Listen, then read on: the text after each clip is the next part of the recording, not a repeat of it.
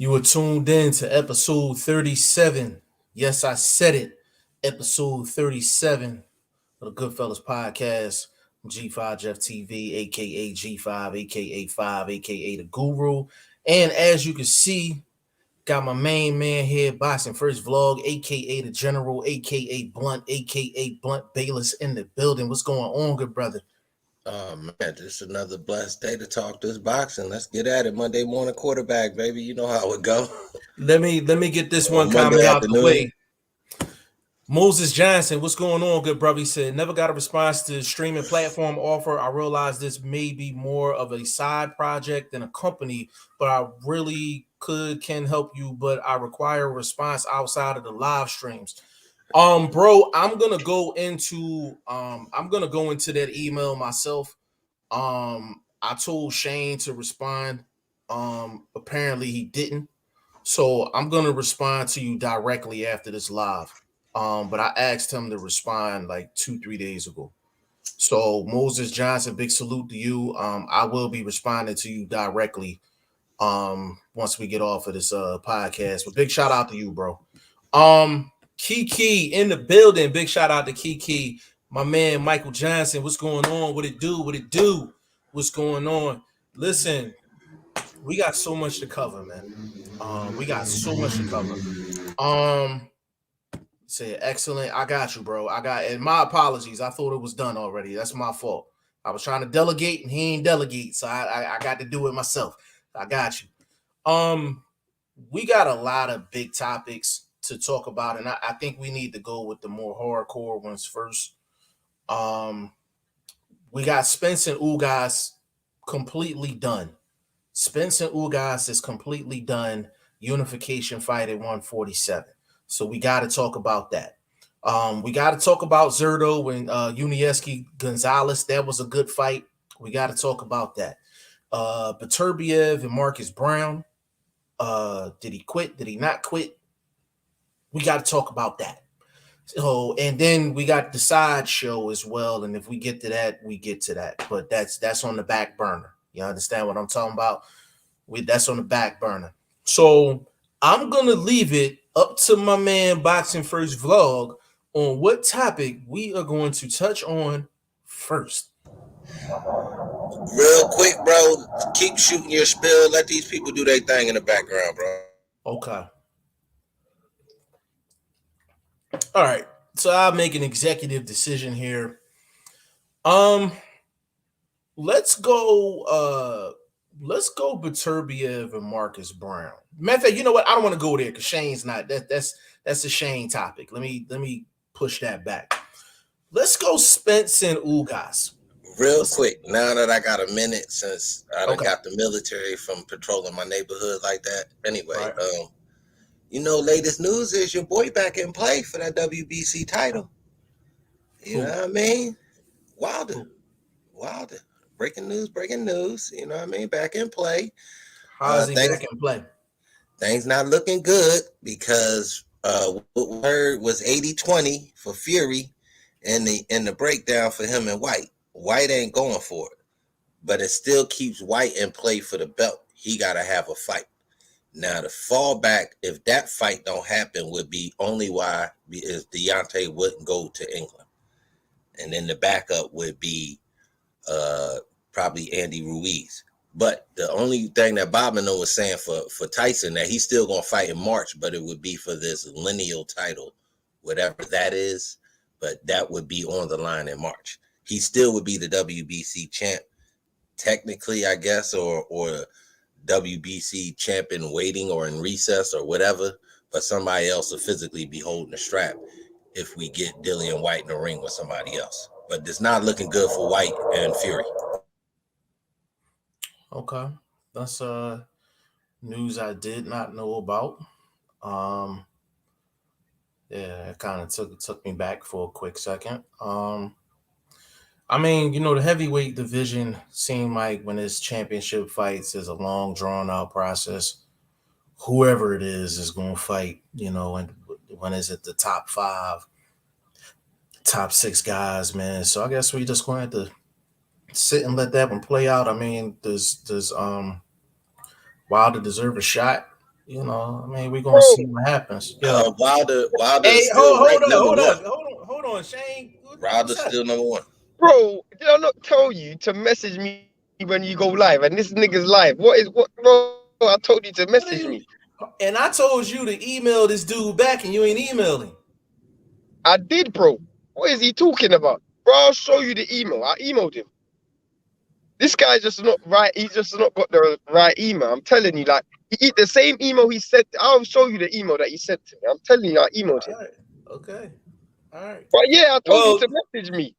bro, can I introduce you first? Go ahead. Okay, bro, we are 5 minutes in, and this dude chewing my head off, man.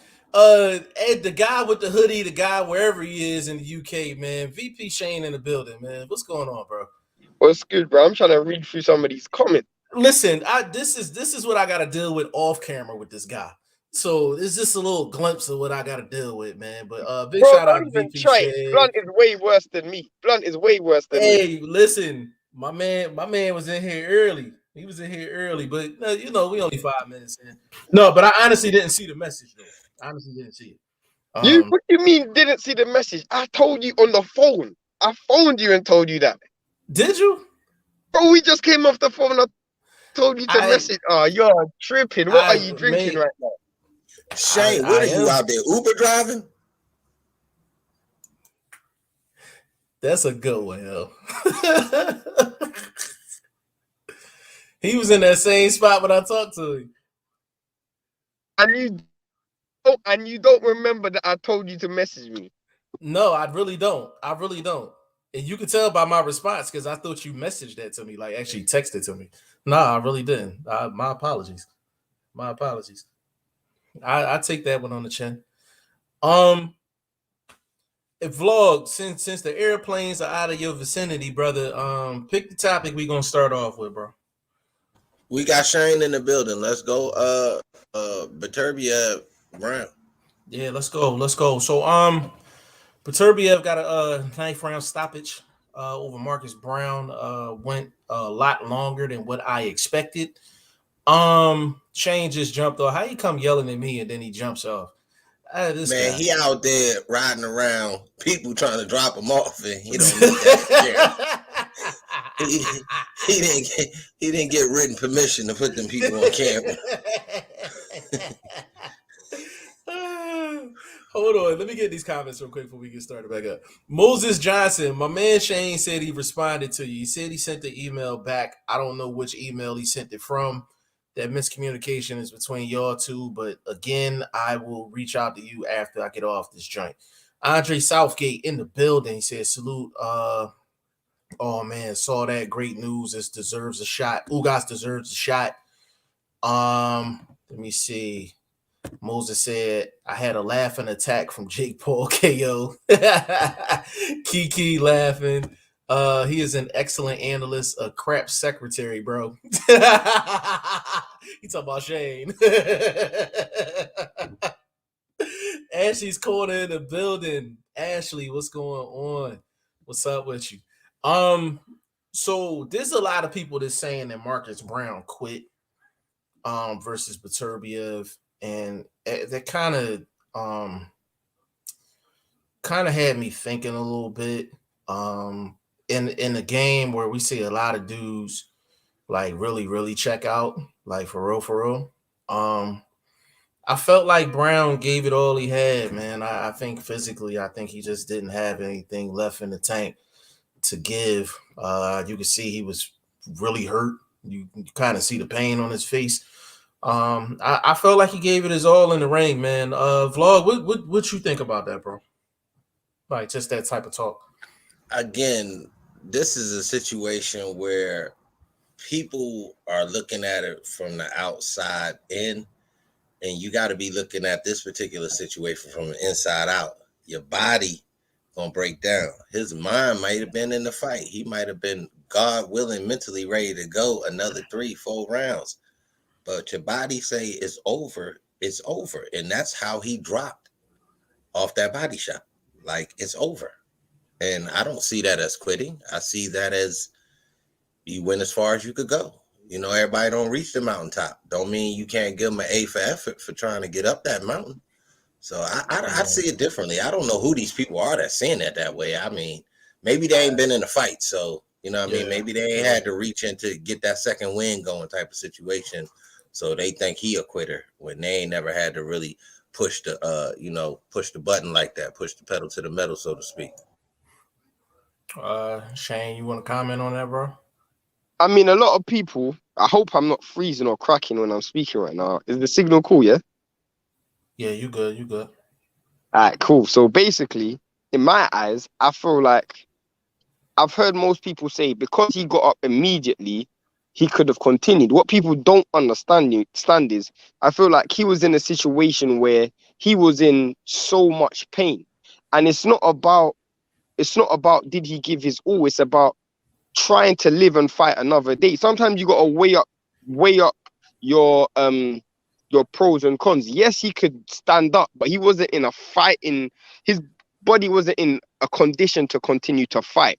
You see my point? There's a difference. There's a difference getting up and standing and walking to your corner than sitting back down on the stool than getting back up and trying to fight again. He knew at that stage when he took that knee, he couldn't fight anymore.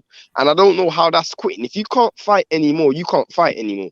And as I keep saying to people, it's the continuous beatings that play its part, not the single knockouts. Those are the ones that you die of, not the single knockouts. Yeah. I mean, it's for me. I just felt like he ain't had nothing left to. I felt like he ain't had nothing left to give, and it's you know, I'm more on the side of I felt like Derrick James should have stopped the fight, and anybody that know me, it's not a lot of situations where I'm asking for the coach to throw the towel in. Question. Now that you say that, big dog, how you feel about Parker Chisora? You felt like that should have been a stoppage by the corner? Chisora was getting knocked down. I personally didn't have that same feeling as I did in the Brown and Beterbiev fight. Like, I actually felt like Brown was like really, I felt like this was kind of like his career ain't going to be the same. Like I didn't get, like, I felt like Chisora didn't need to be saved. Like I felt like he was okay, even though he was getting knocked down. I just didn't get the same feeling. I didn't get the same feeling, bro. What you think? I agree with what you're saying, but what about looking at it from this angle? What about the coach being Derrick James saying, "Well, I'm gonna find out from my fighter.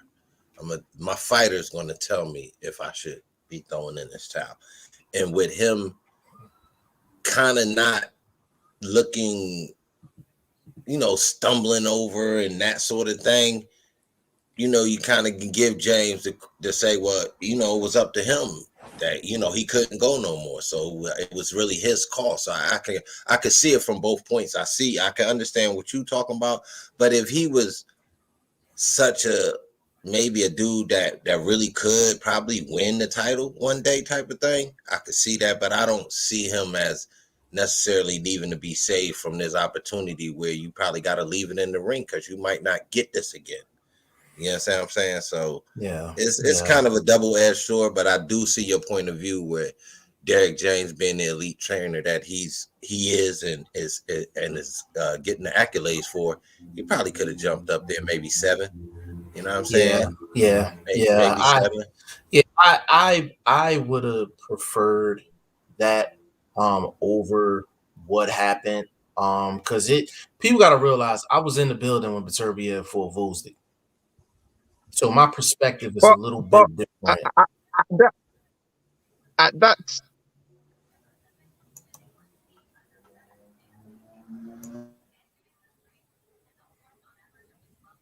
This is signal.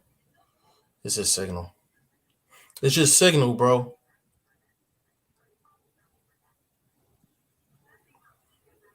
Are you still looking for? Hey, Shane, it's just signal, bro. I heard him. He ain't saying nothing. Yo. I Yeah, can we hear can you hear now. you. Yes. Fuck me. Man, if you don't get out them alleyways of London, busting knocks. Shane look like he get ready to make a drug bust, yo. Bad He boy, about to make a bad drug boy. bust. Bro, What What you you gonna gonna do? What you gonna do when they do? come for you, bad boy, bad boy? Oh man, yo, vlog out of no, control, but man. what I was saying was, at least Beterbiev, I mean, at least Chisora could still defend himself, and he was still getting attacks off. At that stage, Brown wasn't even returning fire.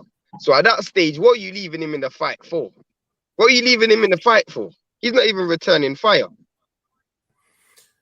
Yeah, I just me personally, a trainer that says I'm gonna ask my fighter, like, it's kind of similar to the Wilder and Breland situation. Not that, not don't misunderstand what I said. That man, I meant body wise, No, I feel dude. you.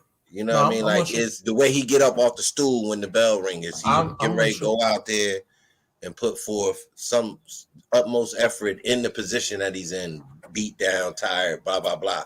Is he Right. still trying? So, I mean, again, seeing Shane's point of view of not much output, what maybe 6 punches in the 7th, if that, he might have threw and landed. So Yeah, he from he there really had on his hand in out, his pocket. yeah, you know what I Yeah, mean. His punch output was getting into the singles. You can't win a world title doing that. So yeah. I mean, I I don't know. I see throwing in the towel, but at the same time, I definitely say he didn't quit. His body just stopped. I want to get in the comments because this is one in particular I actually want to respond to. Um, Moses Johnson said Marcus gave his all. He was hurt very badly. That is true. Ashley's corner. I got that Brown versus Arthur fight right. Right. I think you did. I think you did. Michael Johnson. If you trying to live the fight another day, you quit. I disagree with that. I disagree with that. You want to elaborate on that? Now The he key said I'm word not is saying he said I'm not saying he quit, but I'm just saying. no. I disagree with what he just said because the key word is live. In those situations, bro, we're talking about a situation where you physically can't fight anymore. So the equivalent in a boxing ring is, can you fight anymore? Okay, I can't. So you know what? I'm gonna call it a day, and I'm gonna try and fight another day. Meaning I can't fight today. I'm gonna try and fight another day. Meaning I'll take it in the next fight. He couldn't fight anymore. That's what I mean. Quit to fight another day. He couldn't fight anymore. Can I ask this? I'm gonna ask this question, and I want I want the people that's listening to actually answer in the chat. But I actually want to ask the panel. I want Vlog to actually kick it off. Um, if you say that a fighter quit, is it more of a mental checkout or is it a physical checkout? That's the question at hand. How are you analyzing this particular fight and how it ended? I analyze it as his body It's a stopping. physical checkout. Mm-hmm. You know what I'm saying? Like, Right. so if you're saying Derek James should have peeped that 2 rounds earlier and probably not sent this guy out there, I get that too. But at the Right. same time, I could see Derek James probably thinking this guy got maybe a 3rd win, maybe can you know what I mean, muster something, looking at the opportunity and it's slipping away sort of thing, and turn something around mentally, which it will do something physically. But it worked for him the opposite. The body shut down. No matter how much they say the mind controls the body. If the body want to shit and fart, the body gonna shit and fart. If it's tired, it's going. You understand what I'm talking about? So Yeah. And the excuse my reason French, but I'm just keeping it solid. the reason why what you're saying is a fact is because you can't say someone quit if their body checked out. Because what happens when a dude gets knocked out clean? His body checked out. Did he quit? Do you see my point? It's a case of when your body checks out, you check out. A quit is where you're in a situation where you can fight on and you decide not to fight on. That's quitting. mentally you thought the cons outweigh the pros, and you thought, you know what, I ain't fighting no more. When your body can't fight no more, you can't fight no more. And a lot of people are talking about this. It's because they don't know about Beterbiev. This is not a dude who hits normal. He doesn't hit normal. It's relentless pressure. So if he gets up, he's only gonna have more damage. It's not increasing his chance of winning. You know, the other day, Jeff, me and you debated about whether Kenny Porter should throw in the towel. It's the similar situation. It's literally the polar opposite situation where Porter could have got up and he could potentially pose a threat. This dude could not pose any threat whatsoever. His chance of winning went to zero immediately. And at that point, it's only danger. It's only danger. It's only danger. I agree with what both of y'all are saying. I think I'll just add this. I think people need to realize, and these for the people that's actually saying that Marcus Brown like legit quit, no explanation behind it, nothing like that. What I want to add is basically a fighter can give his all and give everything he has without leaving out on the stretcher. You understand what I'm saying? There's a lot of guys that gives it their all and leave it all in the ring, and they're not out on a stretcher or unconscious or anything like that. So I just wanted to add that in along with what Vlog and Shane said. But I share those same sentiments, and not every situation is the same. Not every situation is the same. You got to judge it on each individual basis. This is not a one size fit all type situation. You take like you said, Shane, the Porter and Bud situation is completely different than this situation. You know what I'm saying? Just to cap this one real quick, Shane, how you feel about Trezor Parker? You felt like it was a stoppage sort of call from the corner, or No, I didn't think at any stage it was a stop. There should have been a stoppage, purely and simply because throughout the whole fight, Derek Chisora knew how to defend himself. Even when he got knocked down, he was smart enough to know, let me go to the corner and cut off the angle so he can only hit me down one angle, and I can always use the ropes to keep me up. And then once he gets too close, because that's the only way he's gonna hit a shot, I can clinch. That's a very smart way to know how to defend yourself. And Parker didn't have the dynamic of an attack to finish it off. So at no stage did I think this is getting a little bit dangerous. Call it a day. I didn't think that. He hit him with some great shots, Parker, and I think it was Parker's best performance. But on the whole, no way should that have been a stoppage. No way. And Chizora's a warrior. He's got to keep going. You know, that's Chisora. Respect. I just wanted to get that. Comments, Jeff. You got comments? Yeah, let me get in here. Mr. 375, what's going on? Said fighters almost never ask to throw in the towel. Great point. Ashley, you on a nice little streak on the fantasy league. Ain't gonna lie. Moses laughing. Michael, don't matter. You said, he said, don't matter. You said I'm getting cooked. Let me sit down a sec. Hold on. I don't know. You lost me on that one, Mike. Come back in with that one. You lost me with that one. Ashley said, I think it depends. It does. Andre said it has to be mental. A lot of it. Ashley's corner. Ashley, before I get to your comment, you know what was a mental quit? You know what was a mental checkout that was a flat out quit? Guillermo Rigondeaux and Lomachenko. That was a quit. That was a quit. No debate. No nothing. His body ain't check out. Nothing. He wasn't getting his way, so he just took his ball and went home.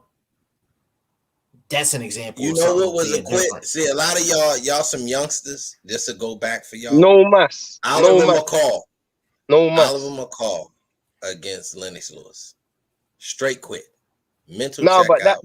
that don't count though. That don't count. That don't count. If you get in that ring, you're supposed to fight. No, but you're forgetting, bro. He was on you wasn't gonna fight. He was in heroin in that fight, bro. He was on heroin in that fight. Like, he was on all forms of drug. Bro, he came to the ring crying. Bro, that's because he ain't want to get his ass whooped. That's why. No, bro, he was on drugs. He was on drugs. Literally, he was on coke and heroin going into that fight. Did you not know that?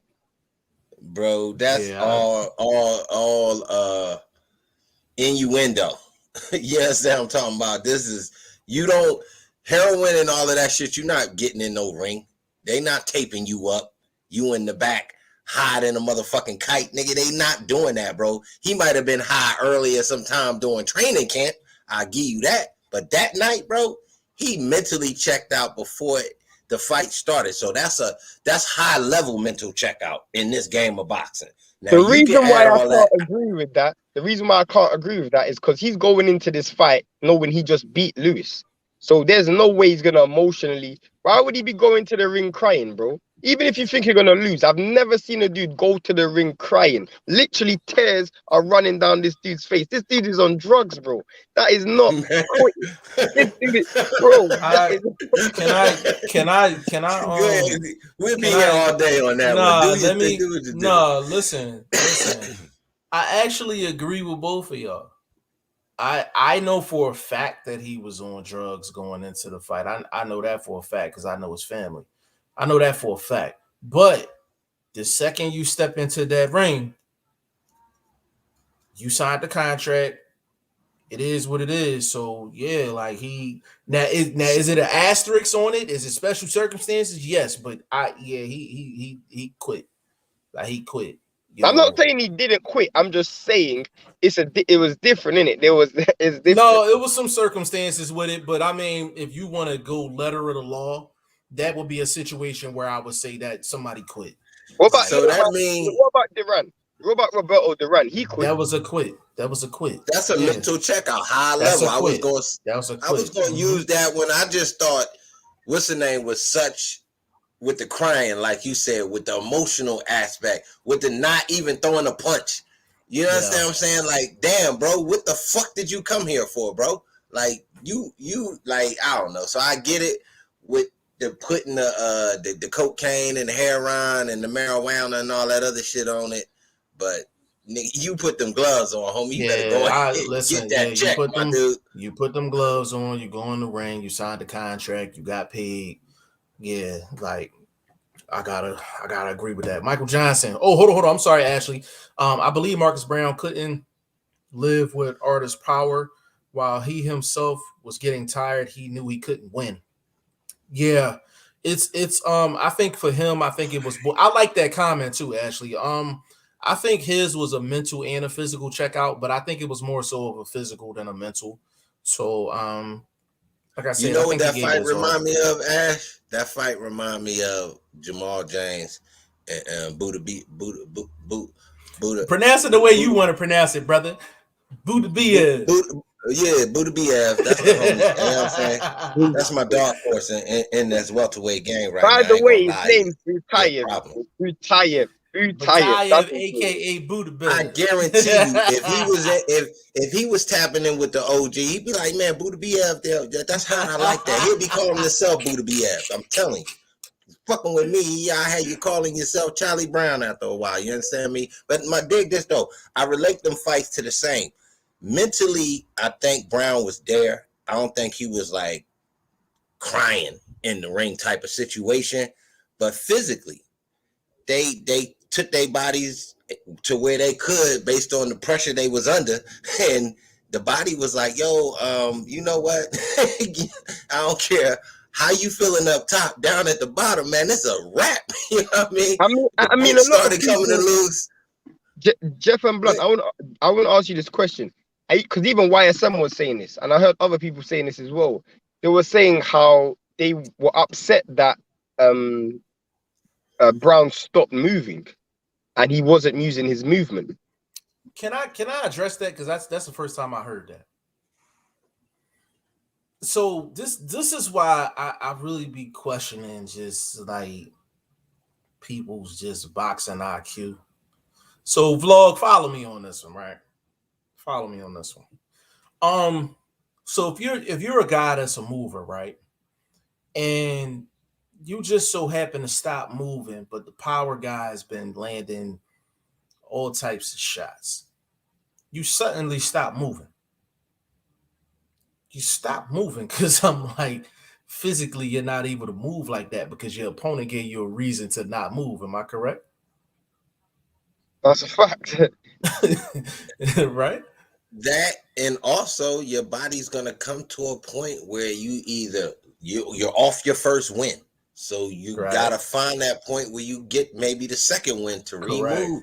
And your opponent, being Beterbiev, didn't give him that opportunity. Absolutely. Plus, Beterbiev was in overdrive because of the cut. So nobody's giving him credit for saying, yo, let's get this shit over with, man. I need to get this tended to. So nobody spoke on that. Nobody's like, yo, Beterbiev knew he had an issue. He was leaking. Maybe he didn't have the best cut man because he had never been cut on that level, probably. You know what I'm saying? Especially with it wasn't even that. A lot of people don't know this, and I said it. I wish I was live for the fight, bro. Because as soon as I saw the fight, I was like, oh, Ross Abner's not there. Because I know Ross Abner makes fight gloves. He makes rival, and plus he's a cut man for Oscar Rivas. He's a cut man for Usyk. So obviously I know about Ross Abner. He wasn't there because he got COVID. So really, Beterbiev didn't have a cut man for that fight. His cut man is Ross Abner, and he couldn't make the fight. So I didn't know that, but I just said that though. Yeah, that's what I know. I'm saying it in agreement. I'm saying it in agreement. Yeah, that's what I'm saying. So Shane's supporting it with facts because he's a true insider. So y'all tap in with him. I hope he get back to writing soon, but we ain't even gonna get on his helmet about not putting out no article. And I ain't seen mine on there either, but we ain't gonna say nothing. Nah, I'm saving it for the right time because basically me, Jeff, and you have something coming out. Obviously, the thing I sent you, so I want to make it in line with that. So when I put out the post, I'm gonna put the link to the article with it. All right, that's what's up. That sounds good. Yeah, I gotta get on that tomorrow. I'm on it tomorrow. Yeah, nah, that's a good point. But the reason why a mover stops moving is for those two reasons. Their opponent is landing shots to get them to stop moving.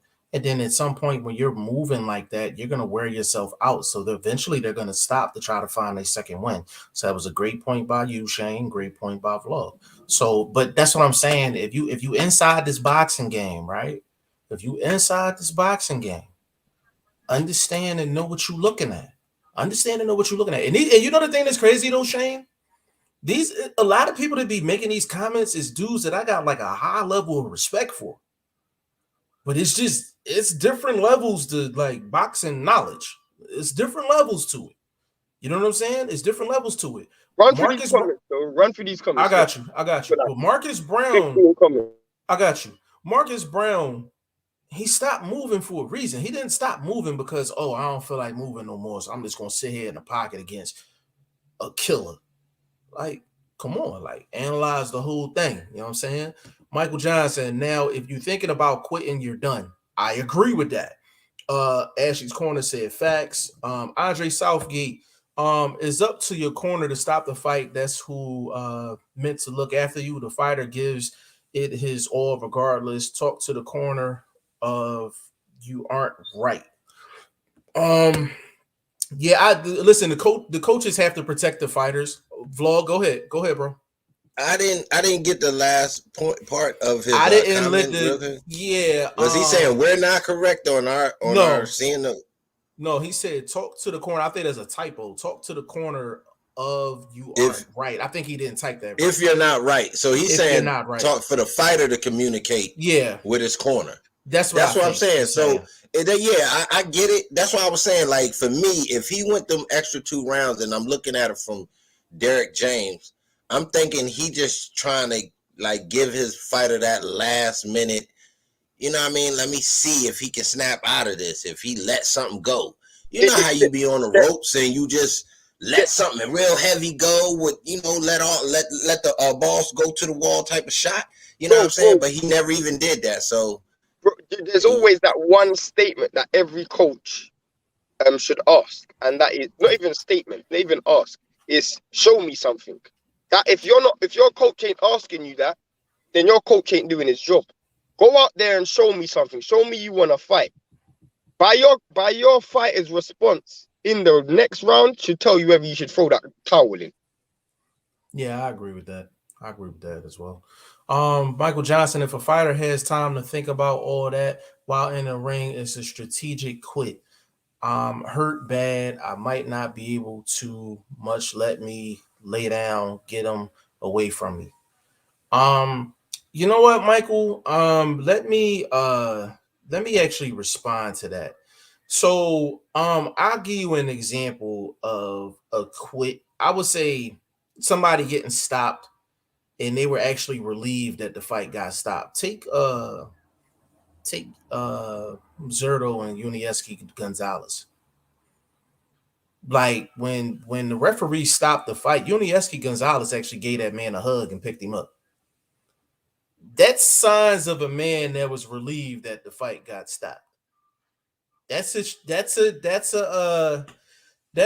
stoppage where it's just like you can tell he was physically getting checked out, mentally getting checked out, and the referee just stopped that fight. But you don't hug the referee and lift them up if you ain't relieved. Like, you know what I'm saying? So that's a prime example of that. But Michael Johnson is just to your point. There's different, like I said, every situation is different. You know what I'm saying? And that quit word is heavy. That quit word is heavy, man. Like it's heavy. I just think people sometimes get a little reckless with it. Dwayne Sewell in the building. He said, "Yo, everyone good? Yeah, we straight, brother. We straight. We in here talking boxing, so we good." Ashley Corner said, "Yep, Rigo quit. That was a definite quit. Definite quit." 375. Did you guys see that Leo Santa Cruz is coming back to fight the winner of the Conlon fight? I did not see that, bro. To be honest with you, Santa Cruz is not really on my radar right now. I'll definitely take your word for it. If and when that Hey, happens. bro, Santa Cruz, ice cold in these streets. He damn near got forced to fight for that strap. His name ice cold in these streets, bro. Yeah, he definitely ice cold in these streets, man. Like Ashley's Corner said all forms of drugs. Yeah. DM3, what's going on? What's going on, player? Kiki laughing. But y'all crazy as hell. Hey man, listen, we be in here working. Word, Moses Johnson laughing. Everybody laughing at us. Ashley's Corner, 2 rounds of Baturbiev going to the body, totally shut Brown movement down by the 6th round. Ashley, please preach to them, please. This is what I'm talking about. Hold on. This is what I'm talking about. This young now, people that don't know, Ashley's Corner and Kiki, the liquor spot, they're 2 of the most knowledgeable people in the game, period. Yes, they're females, but they're 2 of the most knowledgeable people in the game when it comes down to this technical boxing shit. Especially when Kiki's on that drink. Oh yeah, my when she God. on it, yeah, when she on that sip, yeah, she next level with it. She's damn near psychic. You know what I'm saying? But I'm gonna read this again for the people that don't know why Marcus Brown stopped moving. 2 rounds of Baturbiev going to the body totally shut Brown movement down by the 6th round. People don't realize you don't have to go to the body 3 minutes of every round for like 4 or 5 rounds straight. If you go a round and a half, and you're landing solid body shots, those investments are going to cash in the second half of that fight. Bro, you can land one good body shot and put your movement to sleep, bro. Absolutely. So when we say good body work, we don't mean 3 minutes of every single round. We mean if you land a good 5 to 10 really solid body shots in a round, your guy's gonna slow down later on in the fight. You know what I'm saying? Kiki said you ain't lying. Kiki, he stopped moving because he got hit. That's a fact. 100% facts. Brennan Smith in the building. He said Ugas may win. We gonna get to that in a second.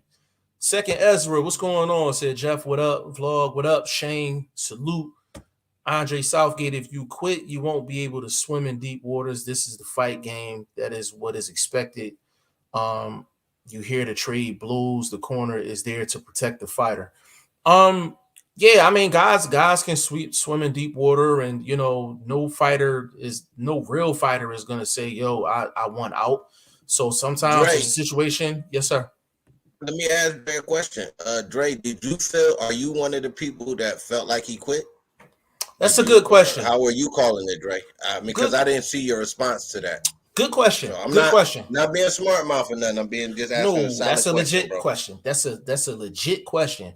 How do y'all feel? Do y'all feel like Marcus Brown quit, or do you feel like he just physically just couldn't take anymore? Ashley's corner, like what Peterson coach said to him in the corner versus Spence Jr., then they stopped it. Great point. Ashley's on fire today. She's on fire today. Peterson versus Spence. That was and Barry Hunter. Barry Hunter told him, he said, yo, I need to see something. And Lamont Peterson said, yo, like, I'm good. He said, well, if you good, then show me something. The next round, he was getting beat pillar to post, and Barry Hunter was just like, yo, you had enough. You had enough. Kiki laughing on that sip. Yeah, man. Listen, man. Kiki on that sip, man. She's special. She's special, man. For sure. Charles Wilson in the building. Big shout out to you, bro. What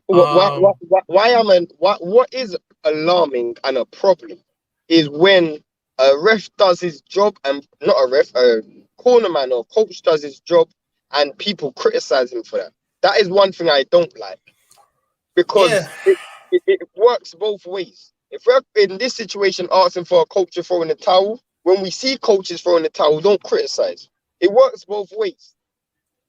I agree. I mean, coaches are there to protect. I mean, there's some. You know what? I'll give you another example. Vlog will appreciate this one. He'll appreciate this one. So, just a little flashback, Vlog. When Floyd fought Diego Corrales, how many knockdowns did we have? 4. It was like 6. It's about like 6. 6. Well, he had 3 in 1. He had 3 in 1. He had 3 in 1 round. I remember he had 3 in 1 round. Yeah, he had like 6 knockdowns in that fight. But you seen Diego Corrales' coach stop the fight. You see Diego Corrales' reaction. He went ape shit. Like, he was like, yo, what are you doing? Like, you know what I'm saying? He got knocked down 6 times. Like, he was like, yo, like, all right, we done had enough. But he went off like he was winning the fight. Like, you know what I'm saying? Like, so it's crazy. You know what I'm saying? For the people that don't know about that fight, please cue that up. Floyd Mayweather, Diego Corrales. Hold on. Dwayne Sewell in the building. What's going on, bro? He said, no, I don't think he quit. I just think his body couldn't take no more. I agree, bro. I agree 100%, man. Charles Wilson says, shout out. Thanks for the shout out. Hey, man, that's what we do, man. You come into the comment section, you get the shout out, baby. You know what I'm saying? That's how we operate. But listen, we off that, man. We off Beterbiev and Brown. I think we cooked up on them enough. Let's get to Spence and Ugas, man. Like, this is done. The fight's going down. Stan Jonas took some side money, took some step aside bread, and I think he's gonna be fighting. Is he fighting Batayev? He is in Stan Jonas. Beterbiev is gonna beat the brakes. He gonna beat the emergency brakes off this dude, bro. I think is he fighting Batayev? Is he fighting? Yeah, bro. He'll be a dumb dude to do that. He'll be a dumb. That's what I'm saying. No, he was. No, listen, hold up. He was gonna end up having to fight him anyway. But my thing is, why not get? Well, he took a payday anyway, whether it was in the fight or whether it was being cashed out to step aside. He still was going to have to fight Beterbiev. So I think he went the easier route. But he could have became a world champion, though. He could have beat Ugas. He could have beat Ugas and became a world champion. Yeah, but you don't know that bag they was offering him too, though. That's true. That's probably offered him a nice ass bag too. I'm trying to find the post because it said on there who Stan Jonas was gonna fight. He gotta fight Beterbiev. Yo, Beterbiev sound like a seasoning, yo. It sound like something you put on your ribs, man. That's something you put on your food at the cookout. Like, pass me some of that Beterbiev over there. Like, yo, I love Vlog, man. That's my guy, like, for real. Like, but you know what though? That's a great fight. That's a great fight. Big shout out to Stan Jonas for taking that too. I mean, Uncle Al definitely done Errol Spence a favor because he was at the crossroads. He was at the crossroads. Yeah, man. Bone Thugs and Harmony was definitely queuing it up, man, for sure. Like, shit was crazy, man. Like, Spence was surrounded. He was He was surrounded. You ever see like the wildebeest crossing the river and the crocodiles is just surrounding them? Like that's how it looked. You know what I mean? Like it looked crazy. But I mean, he's getting a unification fight. He said he's the only one doing the heavy lifting. You know, I like the fight, but if he gets past Ugas, it's nowhere for him to go. It's nowhere for him to go. It's either he got to take on Bud or he got to take on Boots. It's one of the two. And he pick your poison. Pick your poison. And I'm not saying Spence can't win neither one of them fights. I'm not even saying that. I'm just saying if he listen, Shane Vlog, I'm gonna say this right before we get cooking on this topic. Now hold on. Now you said there's nowhere to go. That's not true. The where to go is the backdrop is the winner of Budabayev and It ain't no one that ain't good enough. Can I tell you why? Can I tell you why, Vlog? I'll tell you why real quick. Yeah. So if Ugas, if he beats Ugas, right? The only thing that trumps his mandatory is unification. Boots is gonna be his mandatory. Bud is the unification. So Stan Jonas and them is out of the equation. But Boots is mandatory for what belt though? IBF. It's gonna be the IBF. That's what I'm saying. So that would be that's gonna be if next he's up. a WBA. Once he beats Ugas, because he's going to beat Ugas. Ugas is not that good. He got about 2 or 3 tools, and that's you need more. You need about 5 to 6 tools to beat Spence. He only got 2 to 3, and it's just not going to be easy for him. It's an uphill climb. But you got to remember, Spence don't have to fight his WBA next. He has to fight IBF. Ugas was a mandatory. So what Ugas was a mandatory for Pacquiao. So because of that, those dudes have to wait in line. IBF hasn't fought since Peterson. They haven't fought an IBF mandatory since Peterson. That was years ago. So Boots is next. Boots is the next mandatory in line. And only unification trumps mandatory. But my problem and my question to both of you guys is, who does Crawford fight in the interim?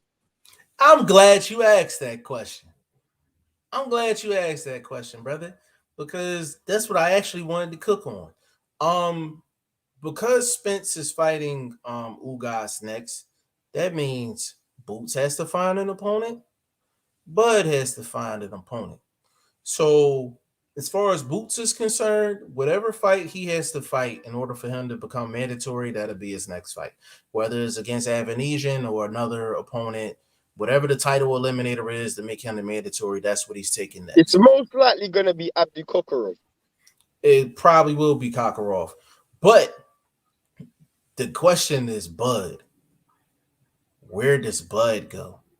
That's what I just asked. You done right, but I'm getting ready. But I'm getting ready to answer. Shane, you be cutting like a motherfucker, boy. I got it, bro. I got it. I'm gonna throw this idea out here, right? I'm gonna throw this idea out here. Would you be mad if Bud took on Broner? Took on who? If Bud took on Broner. Bro, come on, bro. Come on. No, I don't want to see that, bro. Come on. Can I hold on? Shane, can I say something to you real quick? Go ahead. Were you not the one advocating for Broner to fight for Broner to fight? You know who? Ben. Were you not the one advocating for that? What for Ben? Yes. Hold on. That's different. Hold on. I'm gonna defend Shane right here. I'm gonna defend you, young buck.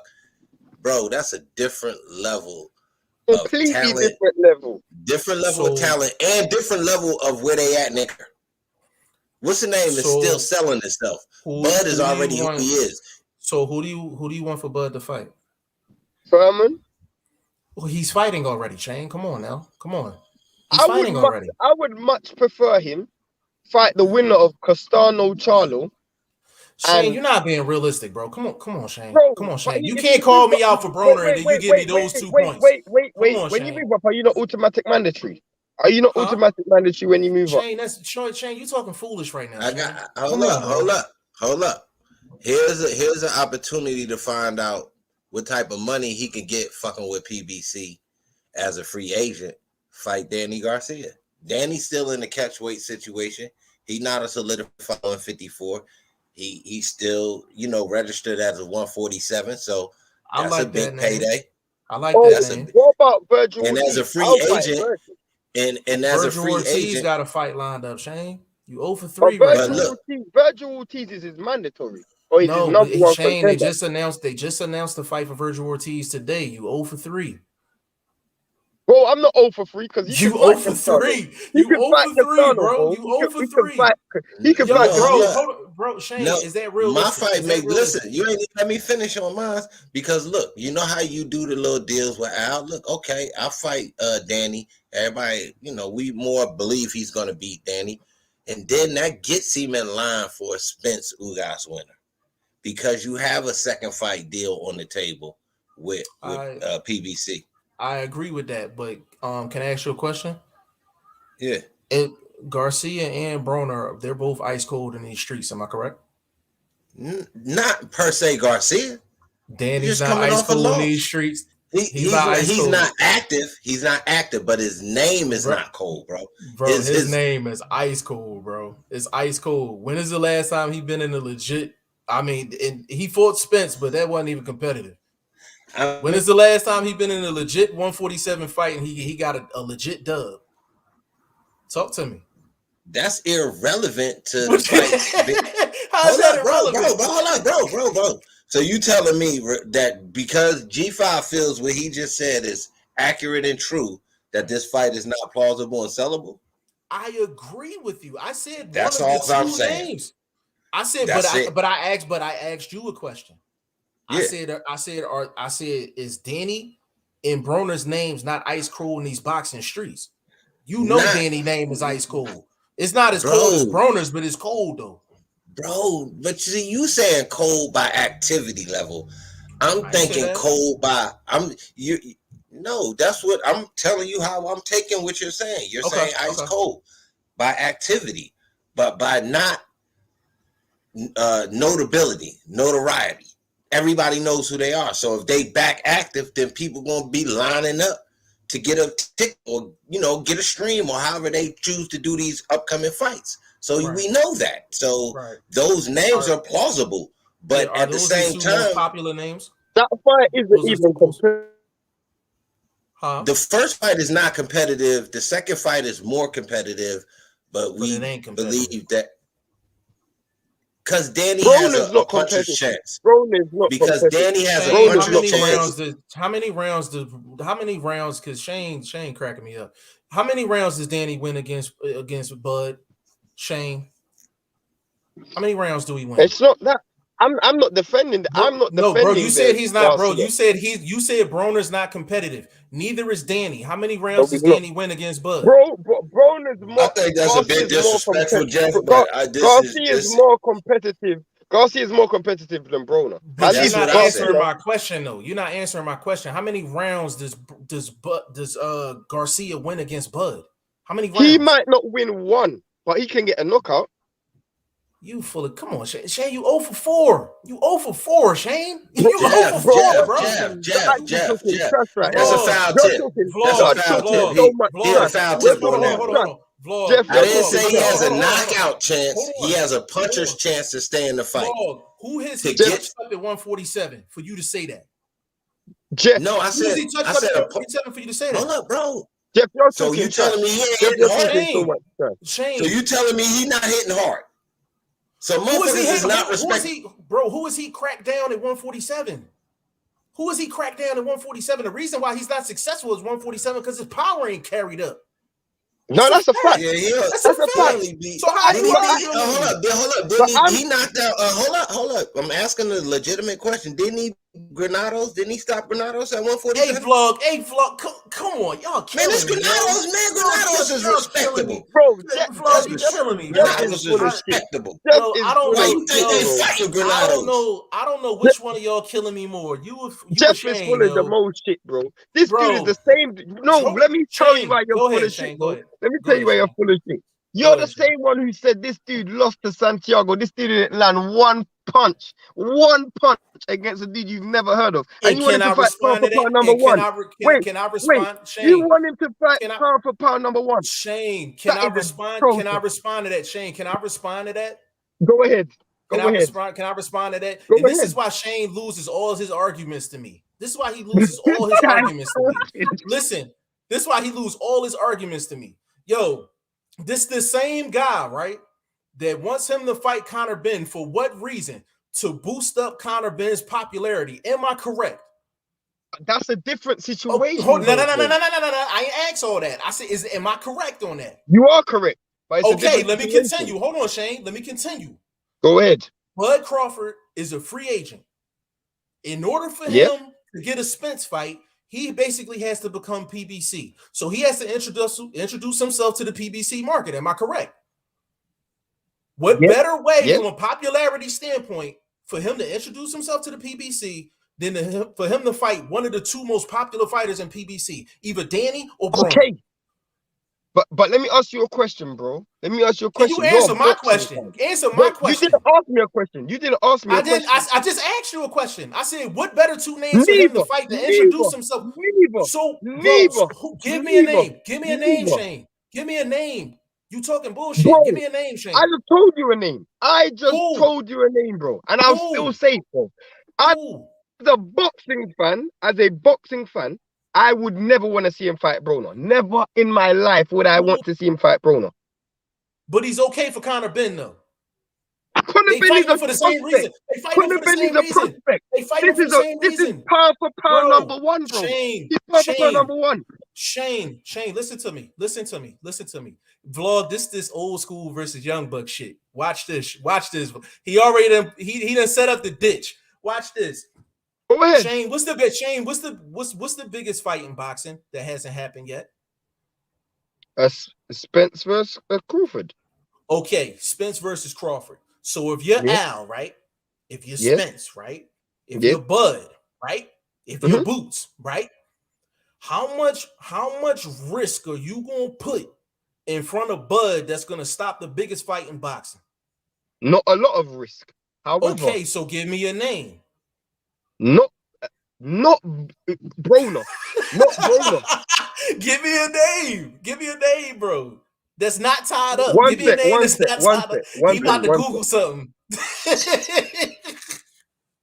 Hey, let me put this in there real quick. Let me put this in there. You know they petitioned the IBF to make them a mandatory for the belt, that's right? That's smoking mirrors, though. I seen that though. It's smoking mirrors. I'm just saying, are they trying to get in that Boots lineup? There's no way I'm having Broner. There's no way I'm having Broner. Vision. There's no way I'm having Broner. Boots vision. You think he could beat Boots right now? Who we talking about? You talking about we Bud? Talking about Bud, yeah. With him doing that, with his team doing that. Well, he still wouldn't cross it. He still wouldn't cross in the Bud though. I mean Boots though. He still wouldn't cross in the Boots. Boots is currently not number one mandatory, not number one ranked IBF challenger. Right. But because it's two different champions, like unification trumps mandatory, so he still wouldn't run in the Boots first. You know what I mean? I didn't say not jumping. I ain't saying coming to PBC and jumping right in the fire. I'm just saying getting on his radar, causing a little friction, some paper. Bud will be the favorite. Bud will be the favorite though. though. No, he wasn't a favorite. He'd be a betting favorite. He'd be a betting favorite against Boots. By those that are from a different era understanding of what this. When was the last time Broner won a fight? Bro, I'm not denying that. He beat Giovanni Santiago 8 rounds to 4. Say it again, decisive. Say it again, decisive victory. He was looking outstanding. He was at the peak of his game. The pinnacle. You understand what I'm saying? Vlog. That's AB, man. Hey, vlog, and you know the Shane still ain't give me a name that's not busy. But look, you know which one I ain't gonna lie, bro. What about the what about who? Who you say, Shane? I ain't hearing. You heard it? Mic check 1 2 1 2. No, you good. You good, Vlog. I can hear you. I know I am. I'm fucking with him, man. Goddamn. Oh, okay. Yeah, he quiet. You already know. Go ahead, Vlog. I ain't hear what he said. I didn't hear what he said either. I don't think he said anything. All right. Anyway, well, I said I'd rather see him fight, bro. Winner. Yeah, you said that the first time. We didn't hear it. He said Castano versus Charlo. Yeah, winner. Yeah, that's who I'd rather see him fight. The winner of Castano versus. That's what I'm saying, bro. So you want him to give up the belt? You want him to give up the belt and move up? It makes no sense, Shane. And it's not realistic, Shane. He's a what is this? 6 years as WBO champ? 5 years? It's realistic if you're mandatory, bro. It's realistic if you're mandatory. If you move up your mandatory. But Shane, that's not realistic, bro. You know that. It's realistic if you're mandatory. Man. I'm trying to break this up a little bit. It's not realistic, Shane. Hey, Vlog, is that realistic, Vlog? No, it's not. Exactly, it's not. No, you know what Shane is right now? Shane is truly on hardcore fantasy island. Yes, he is. Yes, he is. Truly on hardcore fantasy island, bro. So, Jeff, how did Crawford win his belt in the first place? Did he not move up? And in his first fight, because he was WBO champion, he took the champion. You're talking That's what he done. Right now, Shane. Did he not do that, bro? Is that not a fact? Shane, you're talking crazy right now. Listen, I'm gonna tell you, yes, that happened, but I'm gonna tell you why that's not relevant to this argument. Bud's biggest fight is Spence. Where does Spence fight at? 47. Am I correct? Yeah, that's the reason why we're having this whole conversation, right? I know, but we're talking about in the interim, bro. We're talking about in the interim. So why would Bud give up his title, move up to go fight Charlo? They're gonna make him give it up. They're gonna make him give it up, bro. Yes, they are, bro, because they're gonna tell him which division are you fighting at. Bro, let me tell you why you hold on, Shane. Let me tell you why you're wrong again, bro. I'm gonna tell you, he's 0 for a Vlog. He's 0 for 5. He's about to be 0 for 6. Watch this, Vlog. Making things up without. Watch this. You're not watch making. this. Oh, Shane, you're not even. Watch this. Vlog. Go on. Check this out. Was Shane not on camera and said, "Yo, Demetrius Andrade got to give up his 160 to become a mandatory for 168 to fight Canelo"? I didn't say that. I will queue up the tape and put it on Instagram, bro. No, I did not say that. I said he say that. I said he shouldn't. I said he shouldn't. Right, but in order for him Did Canelo not move up to 175 and fight Kovalev and keep his belt? Yes or no? But for him to become mandatory at the next weight class, you have to drop the belt that you have right now. Yes, you do. No, you don't. Because Canelo done it. What are you talking about? Canelo done it, bro. That's Canelo. Canelo got different rules, bro. He got different rules. And you know that, Shane. Bro. Matter of fact, I'm gonna email your guy. I'm gonna email your guy L Dub right now and let him confirm it. Right now. Did that not happen to Canelo? It's a fact. It happened to Canelo. First of all, Shane, let me get into this side of that. Why he wouldn't do that? He wouldn't be the ace. Listen, hold up, Shane. Shane, let me kill you again. He wouldn't be the A side in that situation, bro. Because both of those dudes are the heavier weight and they're world champions. So he's coming in B side when you talking money. And you will be you going up to fight a unified guy. So yeah, he gonna be B side. That's what I'm saying. So would he really do that? Would he really do that? You're talking rubbish. You're talking absolute rubbish. How? Because he was B-side against Horn and he still took it. He still took the fight against Horn. And Horn, he was B-side, bro. What are you talking about? Bro, he was not B-side, bro. You are tripping. He was not B-side versus Horn. Bro, he was not B-side. Was he not? Bro, Jeff, was he not the manager? Jeff, was he not the manager? Bro, just because he was the mandatory doesn't mean he wasn't he was B-side. He was A-side, bro. Why was he not B-side? He was A-side, bro. Bro, it's the same logic that you're using. He was the house fighter. Horn is not the house fighter. Thank you, bro. He was the house fighter. How is Castano a house fighter? How is Castano a house fighter? Don't change the subject. Don't change the subject. We talking about You're saying Bud Jeff and Horn isn't a house fighter, but how is Castano a house fighter? Shane, are you telling me Jeff Horn was the A side versus Bud? Is that what you're telling me? I'm telling you that Crawford took a mandatory against Horn, just like he would take it against Castano. That's what I'm telling you. No, but you said he was the B side versus Horn, which is Because not he was true. the mandatory. No, Was he's the the house mandatory. fighter, bro. So hold up. So basically, hold on. Against I got this. Castano. I got this. Can Let you me get hold him, on. Hold on. I please, got Lord? this. So basically, you're saying the WBO will do for Bud what the WBC does for Canelo.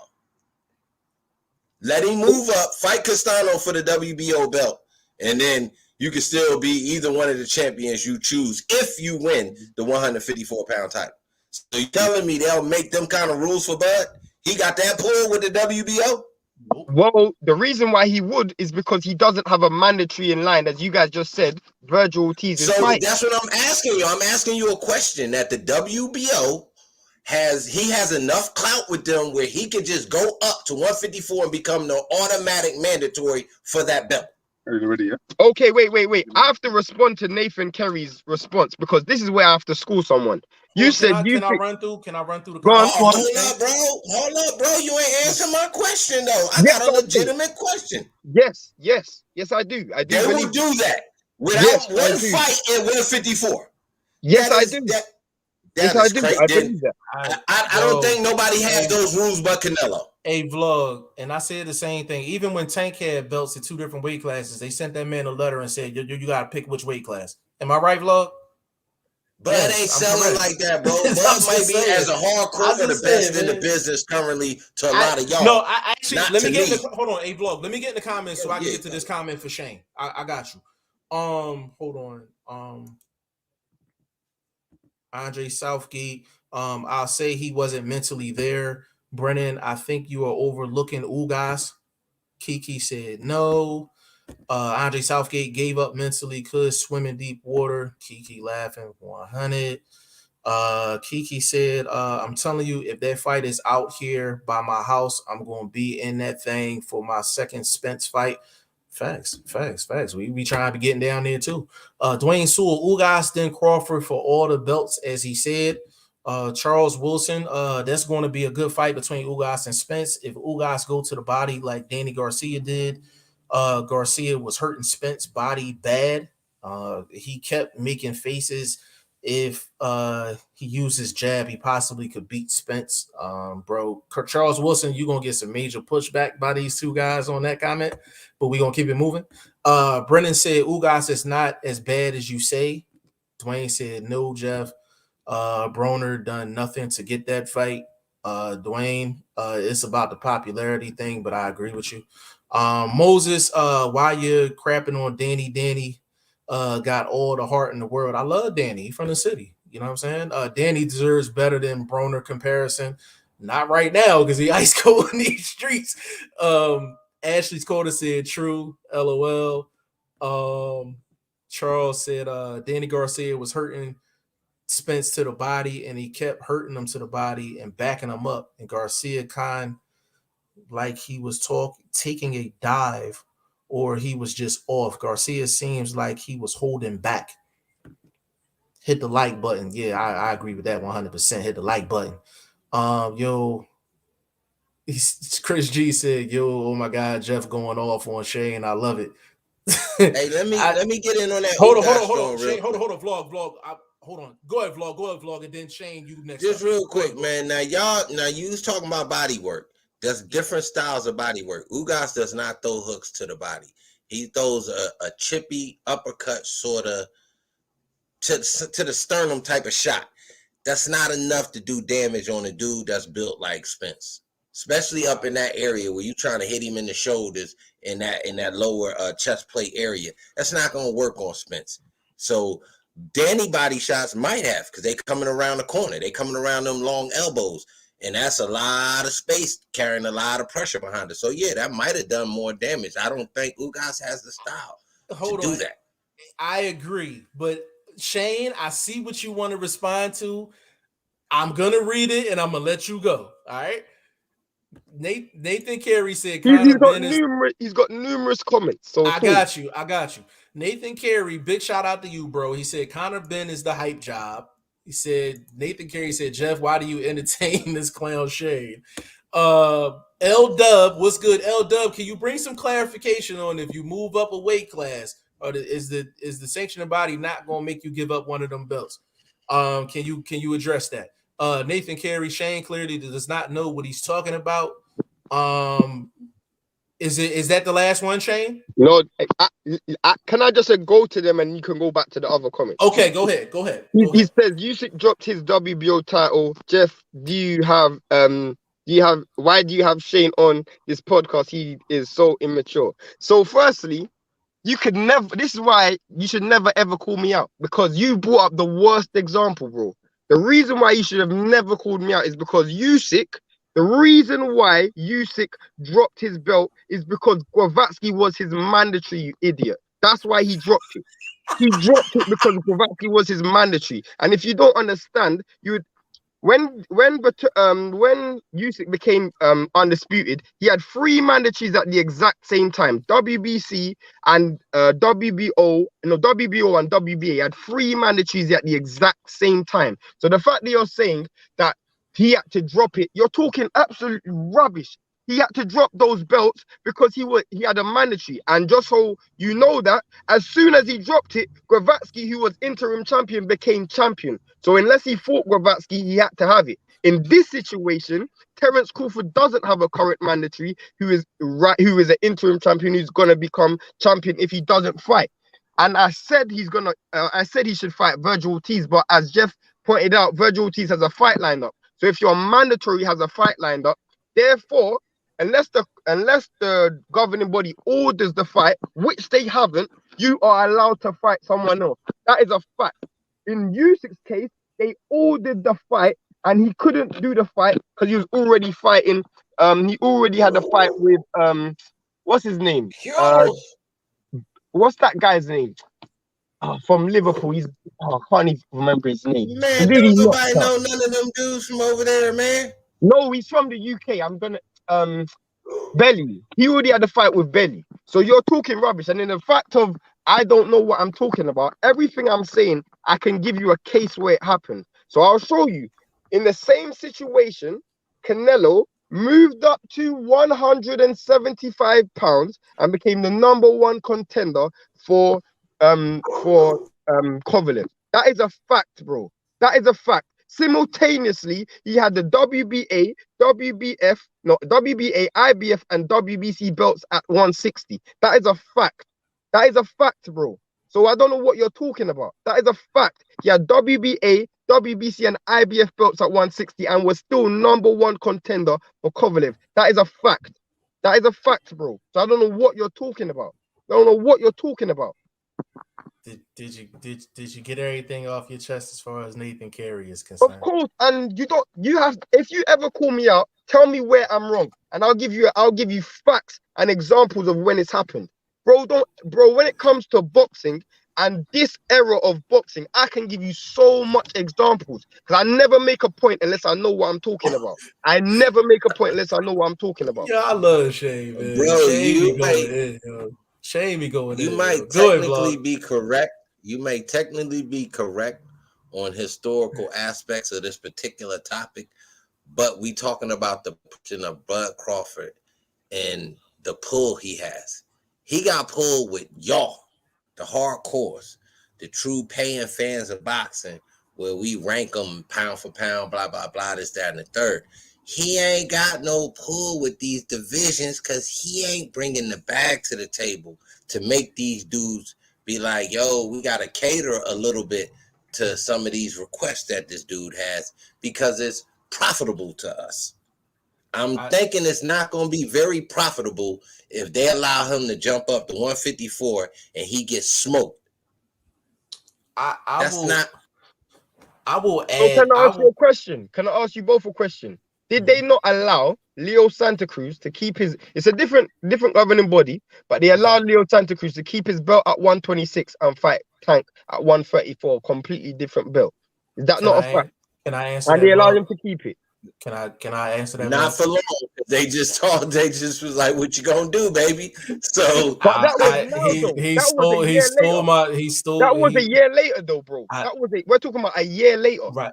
One year boxing later. moves slow, bro. You know how they is with the But with paperwork. it, They still okay, using the old typewriters and shit. even if they Hold gave on. Bud a year, Bud could win that fight, relinquish and go back down and fight Errol.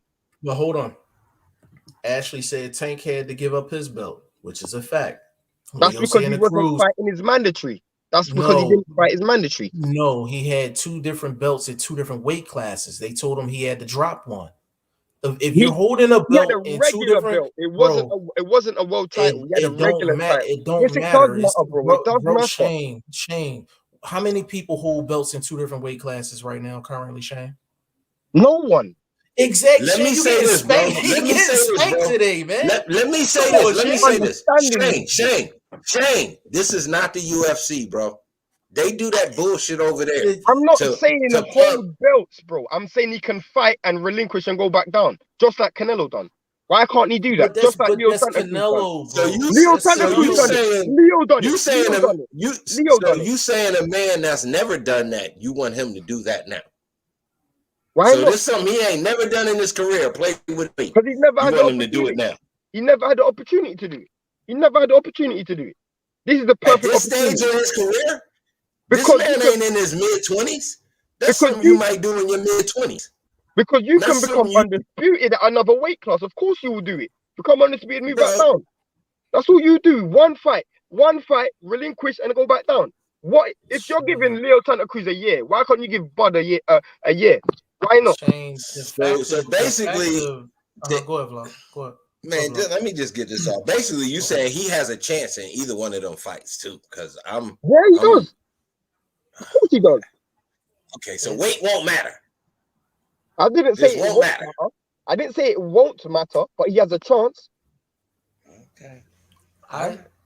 So when is this Spence and Ugas fight going down? I don't know. Are we talking? Was it like spring or something like that? Shouldn't be too long. I mean, the man been out the ring going over a year now. Yeah, and Bud just fought like a couple weeks ago. Mm-hmm. So if we talking Spence Bud September, technically Bud ain't got to fight. That's a fact. You could just sit back and wait. That's the reason why I said the Charlo Castano scenario is not realistic. Because all he got to do is all he has to, bro. We just sat up here and lined it up. He just fought Porter, right? Hold on, real quick. He just fought Porter a couple weeks ago, right? If Spence and Ugas fights around March, Spence has a decision to make: either fight his mandatory or unification. So we're talking either Bud or we're talking Boots. Bud don't even have to fight anybody to get his biggest fight of his career, not only payday, but opponent. That's why I said the Castano Charlo thing doesn't make any sense. Not right now. Neither does Broner. I only said in alternative to Broner. That's if you go back to when I brought up Charlo and Castano, you asked me who would I rather see him fight, and that's the argument I brought to you. I would much rather that than Adrian Broner. That's Shane's preference, though. I'm talking about realistic. Bro, I will never want to see Broner in any world title fight. So you're bringing up something that's so late. My question would get us back to reality. Let me get this in because we all get back to that nonsense. By your estimations, Jeff, time-wise for Bud and Spence, would that be a one-fight scenario? How would the contracting go with that for him? Well, is it Spencer be A side. I don't know if it'd be 60-40, 55-45. How they usually with a big Al Heyman fight, it's the guaranteed money. It's the guaranteed money. It's any rematch issues. It was I feel like long reigning champ. If he's to lose, does he get the right to bounce right back? To be honest with you, bro, that fight is so big. It's to the point if they wanted to do a 2-fight deal, they probably could, but knowing both of them, they probably won't commit to it.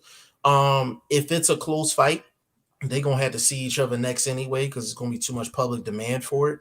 And not only the public demand, but Al's gonna ask for it if it's that tight of a fight and the money was right. Al's gonna ask for them to jump in the ring again. So do they have to have a rematch clause in the contract in order for a rematch to happen? Not necessarily. But I don't think it'll be a rematch clause in the contract. I don't think so. That I'm just trying to get us back to reality. You know what I mean? No. 100%. Let's we can move on, bro. I'm not gonna lie. I wish Nathan Kerry was still here. I can't even lie to you. Yo, hey, Nathan Carey, man. Like me and Vlog really the only two that can come and shade like that and not like he'll give us smoke, but it like there's somebody other than us too. It's gonna be a different type of smoke. The truth is, you guys will never ever question me from a perspective of do I know what I'm talking about? Anybody who ever got that kind of pisses me off. So I don't even know. He called me immature as well, bro. Like what the hell? He called me immature. They do me like that too, but they don't. Like I was trying to say in the last joint, I don't always argue or believe any of the arguments I may present. You can debate a topic and don't necessarily defend the standards of that particular topic. You see what I'm saying? So I do that from time to time. I do that, but you know what I mean? They get on me too, bro. So they gotta understand us a little better. That's all. Hey, Shane. Matter of fact, Vlog.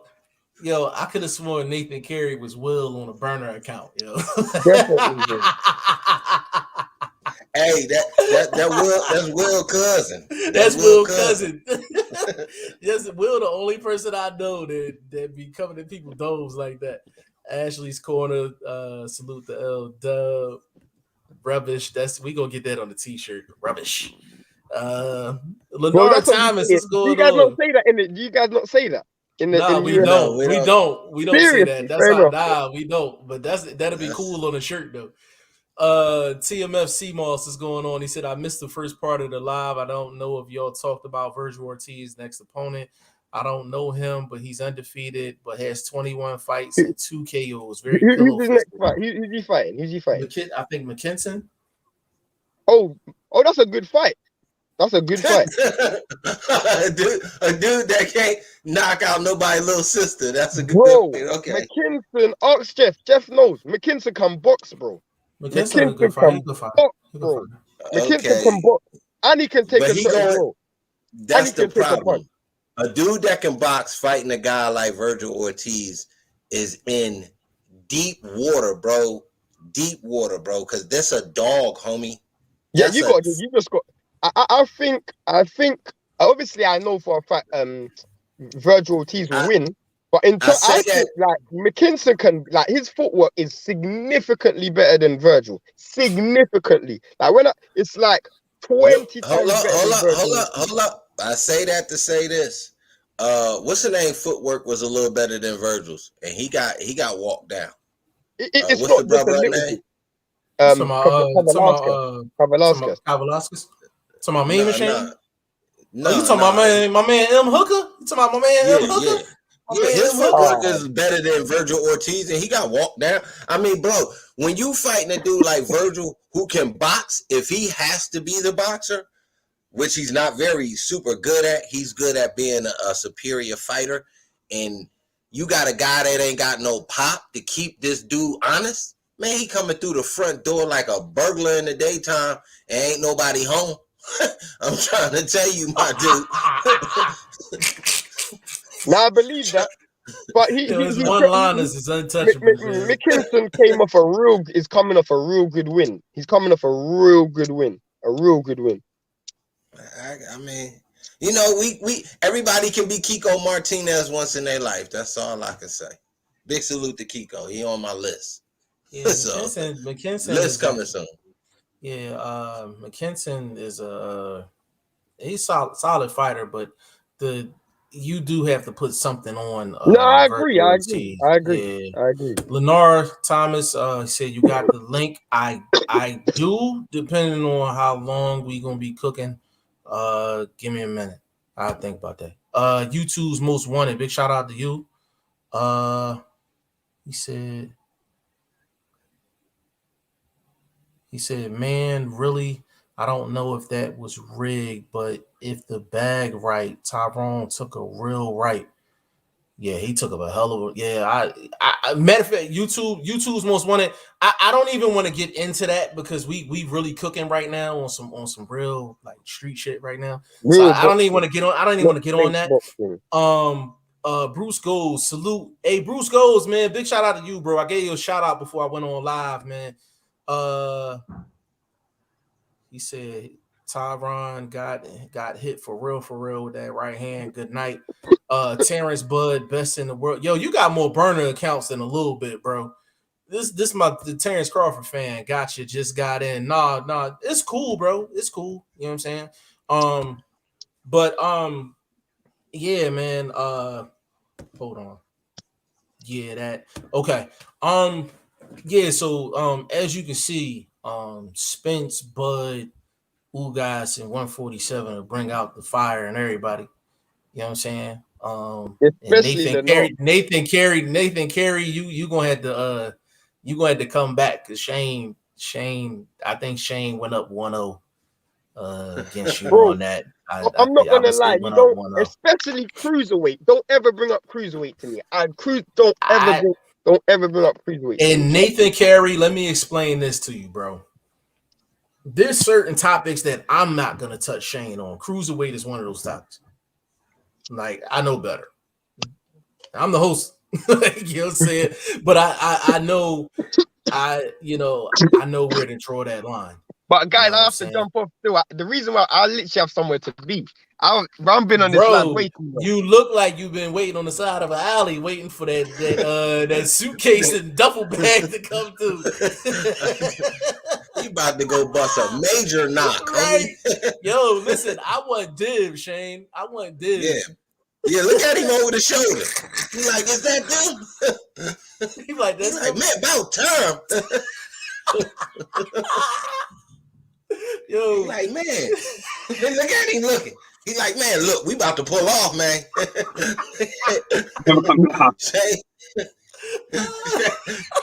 like, man, put that shit in the trunk, man. I'm ready to go. I'm ready to go, man. I've been out here all this time, man. Hey, yo, man, what podcast do you know when we gonna be talking about right hands and hitting licks on the block at the same time?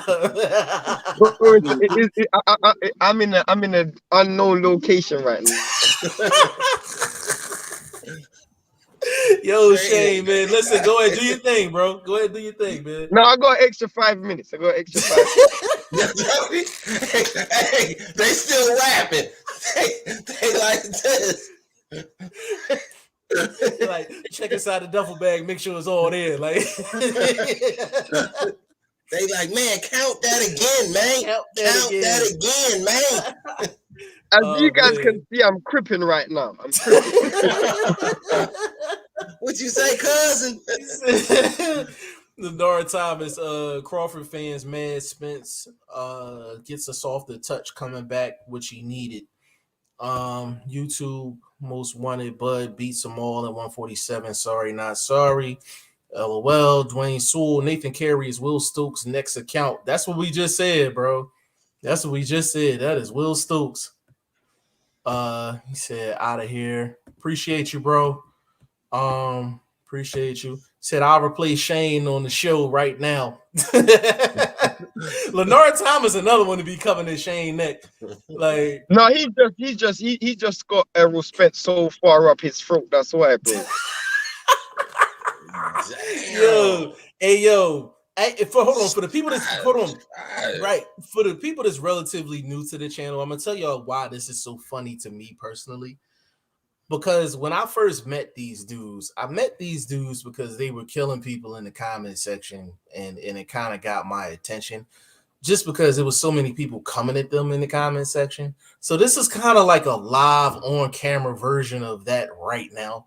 So it kind of just warms my heart to see that, because these dudes haven't changed and people are still coming at their neck. So it entertains me quite a bit.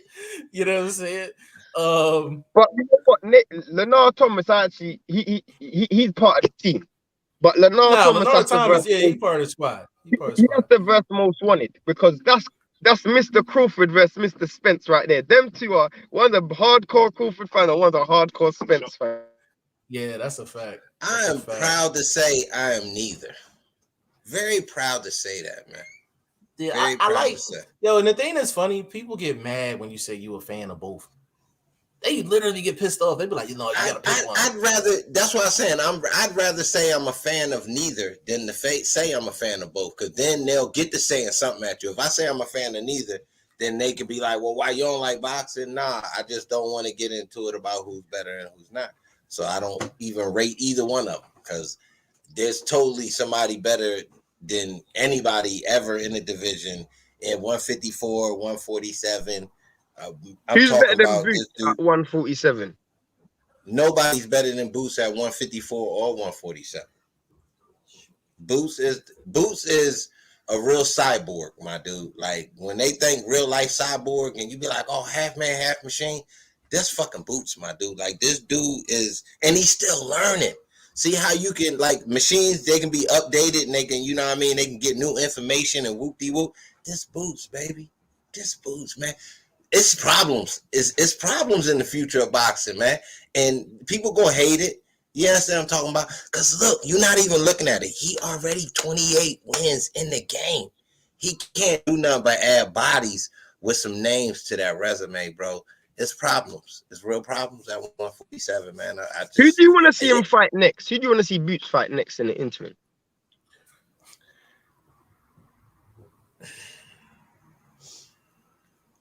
I got to take I would have to look at their roster because, you know, they're going to keep it in-house. They're not going to really go far to look for a victim. So you kind of got to look for another name-ish type of guy. You know what I mean? That's a good question, though. That is a good question. What way this host? Oh, he already beat him, didn't he? He Josecito Lopez. Yeah, did he beat him already? No, yeah. But he's got a fight lined up. Josecito Lopez is on Furman's undercard. He's on Furman's undercard. Yeah. I thought I did see him on that article I read. I don't know. I could have been wrong. Him and Evanesian a solid fight. Him and Evanesian a solid fight. Evanesian ever worked with PBC before? That's a good point. Yeah. That's a good question, but I mean, has he worked with anyone, any of them? No, I mean, like, that's what I'm saying. Oh, you know what? No, he has. He fought Lamont. Oh, yeah. He fought Lamont. But he's with Eddie right now, isn't he? Yes. So, I mean, I'm pretty sure you have to go. If I was Al Heyman, I'll send him over there for one fight bag just for one fight and bring him back. Make him get money and come back. Exposure. Yeah, come back. Because you know it ain't going the distance. Exactly. Yeah, I like that idea, actually. I like that idea. Leonard Thomas said, BoxingFirst Vlog said, we got to leave now. I meant out of here with the goods. Oh, yeah. I feel you, bro. Leonard Thomas, they say everything about him under the sun. I've heard it all. Spence wouldn't make it to the 12th. Watch. Wow, that's a big statement. That's a big Bud takes Spence out. Now he's got too much TV on him. IQ, baby. Mr. Gumbo in the building. I ain't never seen you before, bro. We need for you to subscribe to the channel. We need for you to subscribe to my man BoxingFirst Vlog channel. And we need for you to go on G5JeffTV.com, click on Take Your Pick, register for the Fantasy League, good brother. But big shout out to Mr. Gumbo in the building. He said, name a big name Boots sport. What event he headlined. Woo, he coming in vlog, neck out the rip. That's for you, vlog. Myself and let you understand that you don't need names to be accomplished. You don't need, your skill is your skill, bro. What he's doing inside that ring, he gonna do to any level fighter that you want to put him in there against. It's just inevitable to happen because he's running so deep off of these no-name guys that you saying he's never headlined, never blah blah blah. Whoop-de-whoop. I get you. I give you that. Kudos. Good one. Clap it up. Anyway, but that's not to say that this dude That's the killers out there anyway. That's not to say that this dude is not the future of the sport when it comes to inside the ring, the way he carries himself. He's a young gentleman, fan fight with his fan, whoop-de-whoop, bro. He's the best in the business in and outside of the ring when it comes to how a real dude carries himself and the way he is, bro. There's nothing to stop this dude. We won't hear nothing dirty about this dude. We ain't hear nothing about testing. We ain't hear nothing about no weight issues. We don't hear nothing about this dude and the way he fights, bro. You don't know if he gonna box you or if he gonna bang you. It's not that many that do that outside of per se Bud. You know what I'm saying? We'll get Bud that because he got a few bodies. It take him a minute to get there. You know what I'm saying? He ain't walking nobody down and killing them from round 1 to round 12. Boots can do that. Just saying, bro. I figured Mr. Gumbo was your type of guy. Anybody that got a thumbnail with a blunt and a drink in his hand, I figured that's your type of guy. Salute.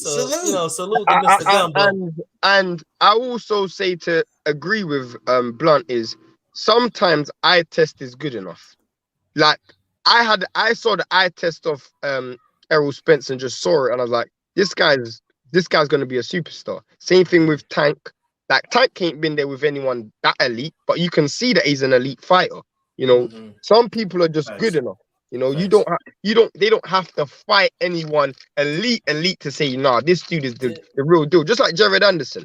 Jared Anderson is the real deal, even though he hasn't fought anyone. You can see it just off the eye test. Yeah. So you got Mr. Gumbo. I know you're new to the channel, man, but one thing we like to hang our hat on is when you come in here, you're gonna learn something before you leave. You understand what I'm saying? So big shout out to you. Hope you continue to tap in with us, man, for real. Said yeah, Boots still gotta prove himself. Facto Mando Lennar said YouTube most wanted is a capper. Hold on, capper how? You shall see. Make sure to put your bank account on it so you broke. Crawford gonna work Spence. Bro, you know what we do over here, bro. Hold on. I gotta finish this off, Shay, because you know Lennar ain't like that. He said both sides, Spence and Crawford said Boots is here. He said that's Crawford. Shane, we know you love anybody UK though. You bias, LOL. Connor Ben making you proud. You got a tear shedding. Just answer that. Just answer that. Vlog, you want to say something before I answer that? You on mute, baby. I rank Connor Ben high myself, so I mean I can't give it all to Shane with the bias on Connor Ben's side. Don't Connor Ben top 8, top 10, easy welterweight. Name wise, a couple of accomplishments, development on that side of the fence. You know what I'm saying? So I got him in that top 10.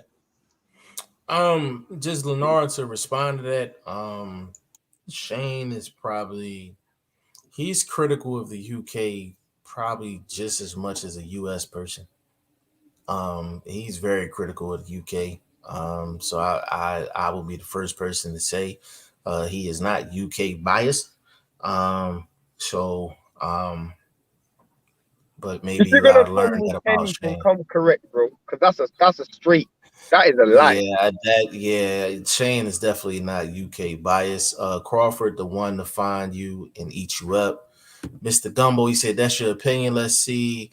Let's see it. He's not the best until he's tested. Mr. Gumbo, let me because I let them two kind of go in on that. So here's the thing. I agree with Vlog. I agree with Shane. There's some guys it's the eye test and you like, you know what? Like he's the goods. Does that still mean that we don't want to see him against high level competition? Of course we want to see him against high level competition. But what Vlog is saying and what Shane is saying is if he's up against high level competition, he's going to do the exact same thing. And that's there. And it's all of it is a projection. Like just like you want to see it. You want to see him tested. We want to see him tested too because we think he that great. We think he ready for it. You know what I'm saying? We think he's going to excel at it. Can I say something? Yes, sir. To that comment right there, do you think Floyd was tested? just to you, Mr. Gumbo. Everybody says this is the greatest fighter You guys, I'm modern jumping out, day. by the way. So I'll see you guys some more. Shout out to Drop about to everybody and I happen, love yo. you. The drop about to happen. Yeah, they filled him up. They filled They him up. Mob out, baby, mob out. mob out, mob out. Yeah. Yo, Yo, that's VP Shane, man. I hold on, a vlog, man. I ain't spanked Shane that bad in a debate. He went like 0 for 6 today. hey, yo. He went like 0 for 6. Hey, his wrist was off. His jumper, it Yeah, was the clinking. jumper was, His jumper yeah, was off. His wrist game. his Yeah, his jumper wrist was game looking was off. like Russell Westbrook's out this joint tonight. You know what I'm saying? Go ahead, blog. Yeah, but I just wanted to ask Mr. Gumbo though, was Floyd ever tested in your estimation? You know what I mean? Because people say Floyd was the best. So, you know what I mean? Sometimes the best may not be tested because people don't want to run into them problems. Now, people run in there and get a paycheck don't mean the elites don't or those that are thought of to be elite currently don't want to run into the best like that. 28 fights, somebody avoiding him, bro. I'm sure they've requested some fights from some of these guys before you became 28-0. So I'm just saying, bro. YouTube's most wanted say, how come Crawford is scared? How come Crawford is scared? No man, but Spence is. Facts. Hold on, Crawford. Gumbo said, "Peace out." Hey man, we appreciate you jumping on, bro. Just I don't know if you're still sitting in here, man, but if you are still sitting in here, since you said Boots hasn't been tested, who would you like to see Boots fight that's realistic? That's a question that we can throw out there to you for the next time you jump on. If you in here now, give us a couple names off the dome. You know what I'm saying? Yo, the thing that's crazy though, vlog, because we gonna jump off here in a couple minutes. You never know where these podcasts is gonna go. Like I ultimately thought this was gonna be a smooth one, but I ain't know Shane was gonna be on the drug block and just be shooting. He hit everywhere but the target. Allegedly. Yeah, he's allegedly in an undisclosed location. Yeah, we clowning YouTube. Yeah, don't take none of that shit. Yeah, we clowning. Oh, them sticks real though, YouTube. Yeah, hey, Will Stokes is in the building. He said, "Don't tell me you guys have actually been entertaining the possibility that Jake Paul KO was fake." Will, we are. Will, you got my math, man. I'll talk to you off camera about that if you want. But we've been on here. Will, you'd have been proud of us today, Will, because we handed Shane multiple L's on live. Vlog gave him a couple L's. I definitely gave him a couple L's. You wanted to play it back, maybe about like an hour, 15, 20 minutes in, vlog. About an hour and a half ago. Yeah, it was about an hour. If you about an hour in. Yeah, about an hour. We was cooking him for about a good 40 minutes. Yeah, hey Stokes, if you want to go rewind this podcast, go to about an hour in. And Shane got cooked for like 40 something minutes. Even the dude Nathan Carey came and started bombing on Shane. Shane had an off night tonight. For real. You know what I'm saying? Yeah. But but Spencer Ugas, it's a big fight. You know what I'm saying? I mean, ultimately it's not the fight everybody want to see, but that's a solid fight. Solid fight, and it's a unification. So we have no problem with it at all. You know what I'm saying? We're gonna actually close this one out, man. I actually love this one, but this is enough to where we can go in tomorrow and really start we can continue to just jump on these topics. You know what I'm saying? We continue to jump on these topics and basically go from there. Will Stokes laughing. If y'all want to follow VP Shane on Instagram, is I_am_Shane the number 1. I_am_Shane the number 1 exclusively on Instagram. He is nowhere else but Instagram. Boxing First Vlog, it's been an absolute pleasure having you on, good brother. Can you Can you give them your social media? Instagram boxing #1, the #1 ST vlog VLOG. Hit me up. Always doing good posts over there. Friday fantasy fights, such and such. As you can see, BoxingFirst Vlog on YouTube, the way it is on your screen.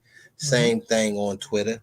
Tap in, always hitting a couple tweets and responding, keeping the name out there buzzing, keeping the talk lively, all respectful. I don't ever disrespect, even though I can, but I don't. You feel me? So it's just the way it is. And my writing is it's picking up. I think it's been getting better. I got some bangers out there. Yo, check me out on G5JeffTV.com. And also tap into the fantasy league, man. We trying to get them numbers up, man. Get everybody hopped in. Hey, man, well, let's work on getting them numbers updated. Yeah, Shane, we need for you to jump on that, bro. Get the fantasy league numbers updated.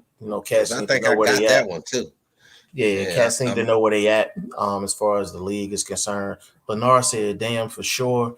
Bro, let me know what your schedule is tomorrow.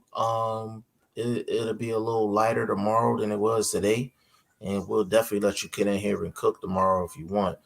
Just let me know what your schedule looking like tomorrow so I can shoot you the link and all that good stuff early so you can just jump right in. Will Stokes said, Spence does some very silly things outside the ring, but you have to say that he is one bad man. The fact that he would take Danny after that crash and then Ugas after the eye is mad.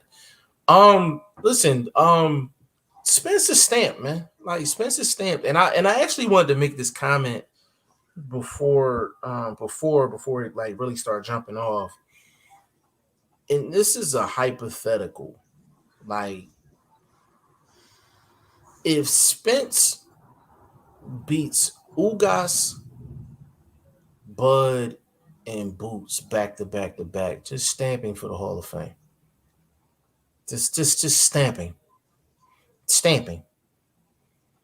Like to be honest with you, if he beat Ugas, Boots, and Bud back to back to back, he ain't gotta do nothing else.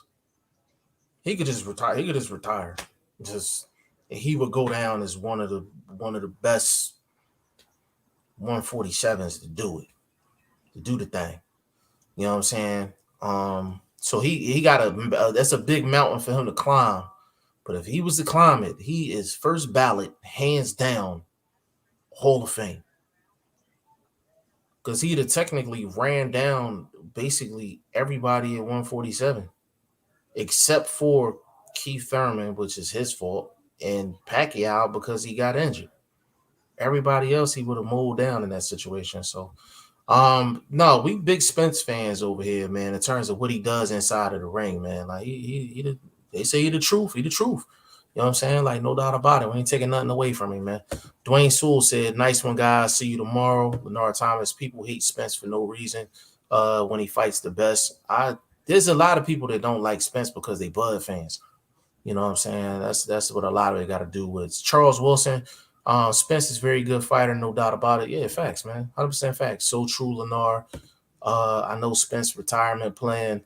I mean, he should fight. I mean, be honest with you, Ugas, even if he fought Ugas and Bud and beat both of them and he didn't want to fight Boots, I would love to see him fight Boots. But I mean, if he was like, yo, like I'm moving up, like I can't I can't be really mad at him. Like I'd be disappointed, but I couldn't be mad at him. Will Stokes, you do have to remember that not many regard Boots like you guys do, though. I mean, but Will, that's what I'm saying. That's why you listen to podcasts like this. Like I told Chris G 2 years ago that Boots could win a title 2 years ago. 2 years ago. He was doing fights at the 2300. So people don't look at Boots like that. They need to. You know what I'm saying? Lenar said fight Ugas, then Bud, then go to 154, fight Keith for the championship, then retire. Yeah, I think Spence got a good 3 fights left in him. 3 big time fights left in him. Comes full circle right there. Will Stokes, if Spence Crawford actually happens, it'd be a fine day for boxing. Yeah, I mean it's the biggest. I mean it's the biggest fight in the sport, man. And if you don't think it's the biggest fight in the sport, it's definitely top 3. It's top 3, even if you don't like them dudes. Chris G, yep, Boots was 22 when you said he was ready for a title shot right now. Yeah, Chris G can confirm that. You know what I'm saying? I told him that like, yeah, how old is Boots? Like 24? He's 24? Yeah, I told Chris G that 2 years ago. I told him 2 years ago, I said Boots is ready for a title shot right now. And that was off camera. You know what I'm saying? But when vlogs say Boots is the best in the business at 147, man, they truly believe that. And it's a lot of people that believe that. You know what I'm saying? But it just goes to show, like, sometimes your eye test is just sometimes when the eye test is passing with flying colors, sometimes you had those opinions like that, man. So you gotta respect Bro, it. You know what I mean? let me cap my opinion by saying this, bro. The man knocked this dude out clean and went back to the corner mad, showing his corner where he's still learning. Okay, I was off. Got to keep that hand up even when I'm throwing this heavy shot and I know it's going to land. I know this dude going to sleep. He still was learning, bro. I was so impressed with that. And then his people didn't overreact. They, you know what I mean? Man, bro, I just love that whole. And you telling me this dude is not the top of the heat? What dudes are elite in the game and still learning inside a fight like that? Come on, bro. I'm just asking a question. I don't see Bud and them still learning when they see something that round, like, okay, yeah, coach, I got you. I got you. And then he really come back out and show that. You see what I'm saying? Like, this dude was literally like, yeah, I shouldn't have ate that shot, even though it wasn't shit. You know what I mean? I still shouldn't have ate it. And, bro, I'm telling you, bro, he's the future, bro. That's all I can say. Yeah. Hold on. Said Boots is the goods, but his nickname is ridiculous low key. There's a story behind the Boots name. I'll tell it to you off camera. But it is a story behind that. Will Stokes, you guys really think Boots could beat Bud? Will, I don't think you realize how good Boots is, man. And this is Will, and this is no disrespect to Crawford.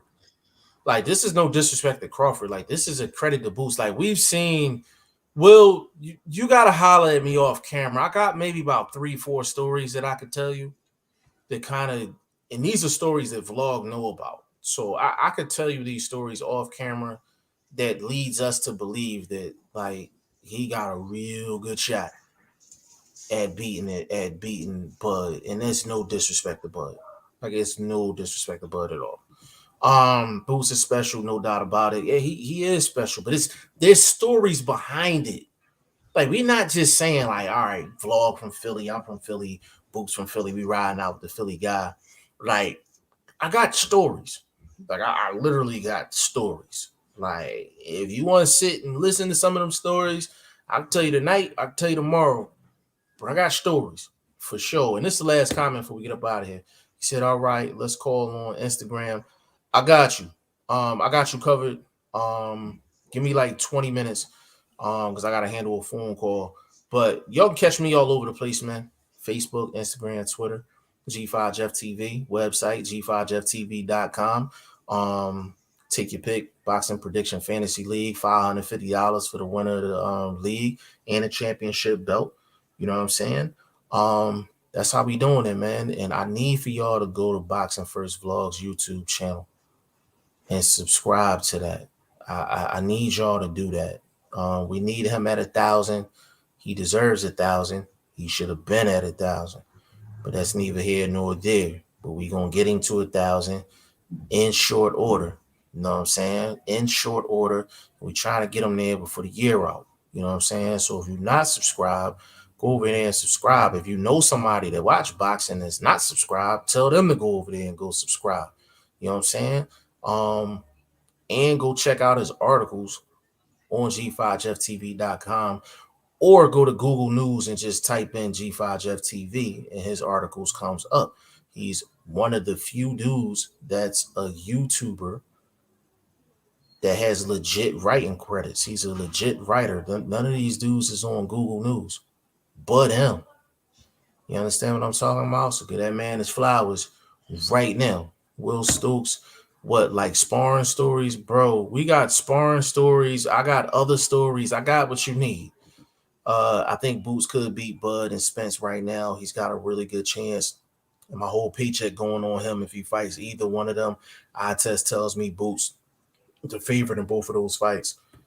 Yeah, Boots a problem, man. Boots is an absolute problem, man. But listen, on behalf of VP Shane, aka Shane Usyk, my man Boxing First Vlog, aka the General, aka Blunt Bayless, and your boy G5 Jeff TV, aka G5, aka 5, aka the Guru. On behalf of the staff, this was a very entertaining episode 37 of the Goodfellas podcast. We will be back tomorrow for episode 38, cooking on whatever we decide on cooking on.